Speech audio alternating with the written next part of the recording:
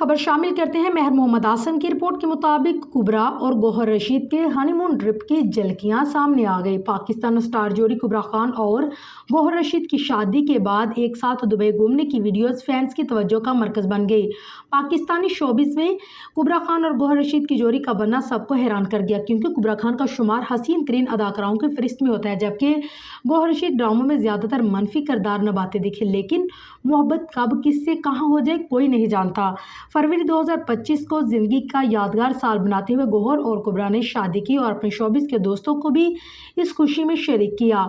शादी के बाद से दोनों अपनी छोटी छोटी दुनिया में बेहद खुश नजर आते हैं और इसी खुशी का इजहार उन्होंने वायरल होने वाली एक नई वीडियो में किया। इन दिनों नौब्याहता जोड़ा हनीमून मना रहा है और उसकी एक खूबसूरत झलकियां उन्होंने photo and video sharing app Instagram पर शेयर की, जिसमें वो हंसते खेलते नजर आ रहे हैं। ये वीडियो दुबई के तफरीही मुकामात से लुत्फानंदोज होते हुए बनाई गई है, जिसके आगाज पर गौहर रशीद प्लेट में रखे एक डिजर्ट को देखकर बोले कि बस पराठे पर स्ट्रॉबेरीज रख दो।